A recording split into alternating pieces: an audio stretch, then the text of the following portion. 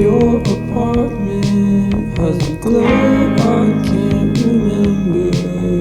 Hey guys, it's me, Anne Christine, and welcome back to my channel. Annyeonghaseyo sa yung gagawin kong intro, but feeling ko hindi ko siya masasabi ng tama. So, hey guys na lang, ganon. Anyway, in today's video, I'm going to recommend K-dramas to watch in iQIYI. Well, most of the dramas in iQIYI are actually Chinese, no? But hindi pa kasi ako nanonood ng C-dramas kasi baka manibago lang ako. Kumbaga, mas at home pa ako sa mga K-dramas. Yung tipong alam na natin yung mga lugar na pinupuntahan nila, kilala na natin yung mga cast, even yung mga supporting na cast. So far, I'm sticking with K-drama muna. Later on, baka i-explore ko din yung C-dramas. By the way, guys, this is not a sponsored post. I wish sponsoran niya ako kasi sa totoo lang, naka-free lang ako na iQIYI. Wala akong VIP account. Free lang naman kasi yung mga K-dramas sa iQIYI, pero may iilan na for VIP only. Pag VIP ka kasi, meron kang advance 2 episodes na access. Ganon. Kunyari, ongoing yung drama. Tapos,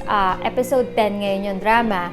Kung naka-free ka lang, hanggang episode 8 pa lang yung ma-access mo. But if VIP ka, hanggang episode 10. But if you're like me na okay lang naman sa'yo maghintay, malate ng konti, okay lang yung free. Also guys, since ang topic naman natin today is Korean, magpapakita rin ako sa inyo ng mga clips ng pinakabagong Samgyeopsal place here in Pampanga. It's called Samgyup on the Go. If you're looking for a sign to eat Samgyeopsal, this is it.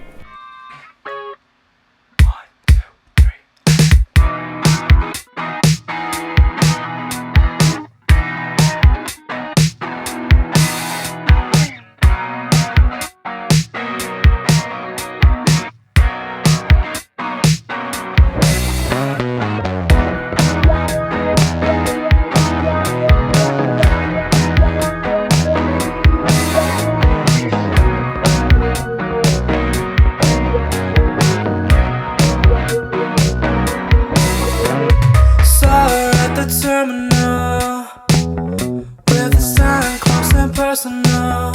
To see your face light up, ooh, she's a lightning mood. Strike sure I'm not careful, oh boy, want that chasing out the summers from the city to Chattanooga. Don't you steal the thunder. Don't you steal the thunder. Wake up at the right time, looking at my light. I don't say you just fine. On and on, we gotta keep it up.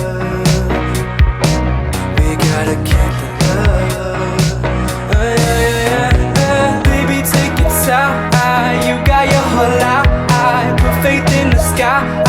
On and on, we gotta keep it up. Before actually, sa Netflix lang din ako nanonood ng K-drama. But, ito kasing nabili namin na bagong Android TV, pre-installed sa kanya si iQIYI. And, ito, kung nakikita nyo, meron pa siyang, meron siyang shortcut. iQIYI, Netflix, and Amazon Prime. And the first ever na pinanood ko na K-drama in iQIYI, the first on our list is My Roommate is a Gumiho. Pinanood ko to kasi meron ako nakitang vlog ni Chris Uy na pinapanood niya rin tong same drama na to. Tapos medyo kinuwento niya how it started and I think it's pretty interesting. So, napawatch na rin ako. Plus, yung leading lady dito is si Juksun, April 1988, which is one of my favorites din. Parang feeling mo, pinapanood mo pa rin si Juksun. Parang ganun yung personality niya, yung character niya. So yun, first junkie yung ko to and sobrang nagustuhan ko siya. Naging fan niya na ako bigla. Sobrang galing ng pagkakaportray niya ng Gumiho. Feeling ko totoo siyang fox. Maraming nagsasabi na meron silang similarities ni Goblin. Actually, pati ni My Love from the Star. In the sense na yung lalaki kasi is... Well, sa My Love from the Star, alien. And then sa Goblin, and dito naman Gumiho. And then yung girl is a normal person na naging parang entangled sa buhay nila. They fell for the girl. May mga parallel scenes. But nevertheless, guys, meron pa rin siyang sarili niyang charm. Ang ganda pa rin niya. You will fall in love with the supporting cast. Actually, second couple dito, yung dalawang cast sa startup. Before I forget, ang cute-cute din pala ng second lead dito. Syempre, hindi kompleto yung drama kung walang second lead, diba? So, ito si second lead. Next on my list is Yumi's Cells. Ang bida naman dito is si Kim Go-eun. Gustong-gusto ko talaga siya. First ko siyang napanood sa Goblin, and then sa The King, and then sa Cheese and the Trap. Ang galing niya. Feeling ko kahit sinong i-pair sa kanya, bagay sa kanya, ganon. And talaga namang mabubusog yung mata mo sa mga opas na andito sa Yumi's Cell. So, ang leading man is si An Bo-yoon. And then, nandito rin si Choi Min-ho. Gustong-gusto ko siya nung napanood ko siya as Suho sa Harang. And then, the second lead naman dito is si Jin Young. Grabe, ang swerte ni Kim Go-eun kung kani-kanino na siya na pair. And may nag-cameo role dito na I think kilala nyo. Lalo na kung nanood kayo ng Hometown Cha-Cha-Cha, mas kilala nyo siya bilang si Director Ji Sung-yeon. First K-drama to na may kahalong animation.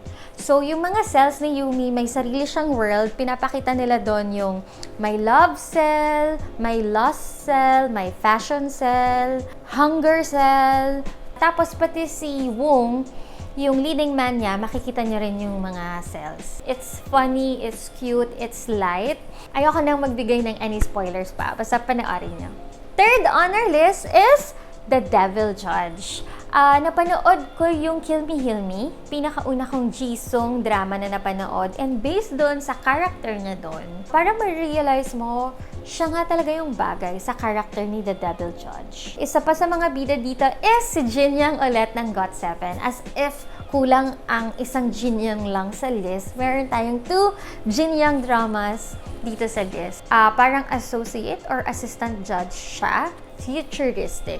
So, it's not something na ready tayong lahat na mangyari in the present, but also hindi siya malayong mangyari. So, ang story niya is, it is a live courtroom drama. Doon sa court, pag may trial, binabroadcast siya on national television, and then meron silang partner na app. Doon sa app na yon, pwedeng mag-react yung mga tao kung feeling nila guilty or not guilty. Kakaiba din yung mga sinesentence niya. Very unconventional. Like, meron siyang isang sinentence na flagellation or flogging. Yung, anong tawag doon? Sa amin kasing mga Kapampangan, mandarama yung tawag namin doon. Maganda siya in the sense na never mong makukulaan kung ano yung nasa utak ni Judge Kang Yohan. And then, meron din ditong side ng story na parang about sa mga powerful na politicians and powerful na people in Korea, na it's really not fair for everyone. Kung sino lang yung may power, parang sila lang yung okay yung buhay, sila lang yung may say, sila lang yung nakakakuha ng justice. Breath of fresh air for the people in Korea, si Devil Judge. They actually like him. Isipin niyo parang tulfo pero K-drama. Tapos judge talaga siya ha, hindi siya yung tulfo lang ganon. The fourth on our list is another rom-com. Ang title naman nito is Dinner Mate. Ang bida dito is kung naabutan mo yung Endless Love, Autumn in My Heart nung kabataan mo. Or probably narinig mo na siya kahit hindi mo siya napanood. Si Johnny, ang OG Oppa, ang bida dito. Yung first meeting nila sa Jeju Island nung episode 1. So, si Guy ay isang psychiatrist. Si girl naman, broken-hearted siya dun sa episode 1 kasi nahuli niya nag-cheat yung boyfriend niya. Actually, nag-propose sa ibang girl. Yung boyfriend niya, yun na yung pinaka-spoiler. Don't worry, wala na akong ibang isa-spoil. I think it's a healing drama. So, sa mga mahilig sa mga feel-good pero healing na drama, kung naghahanap kayo ng susunod yung panoorin after Hometown Cha-Cha-Cha, dahil napaka-healing nga nun, i-consider nyo si Dinner Mate. The fifth on our list naman is entitled Lost. Actually, before ang tawag sa kanya is Disqualified as Human eh. Yun yung title niya dapat before, but pinalitan nila ng Lost. Ang bida naman dito is si Ryu Jun-yol. Kilala niya siya bilang Jung-won in Reply 1988. So, dito naman, medyo matured na yung role niya. Ready for matured roles direct. So, yon dito kasi escort siya. It's something na hindi ko rin in-expect. Pero ang galing umarte. Ang galing niyang umarte. Imaginein mo, na-play niya yung role na escort. Tapos, dito kasi pinoportray, guys, yung buhay ng mga mahihirap talaga sa Korea, as in, mahihirap. Papakita na mamamatay ka na lang, parang ang hirap pang mag-hold ng funeral kung wala ka talagang pera, ganon, ni wala kang pang-rent or pang-bilin ng formal. Kasi sa Korea, pag may funeral, dapat naka-traditional formal wear, di ba? This is not something light, this is not rom-com, this is a melodrama, pero maganda siya. Magaling umarte yung mga artista dito. Thank you so much, guys, for watching. And if may K-drama recommendations kayo, kung saan man yan, sa iQIYI yan, sa Netflix, or sa View, please comment them down below para mapanood ko rin sila. Bye!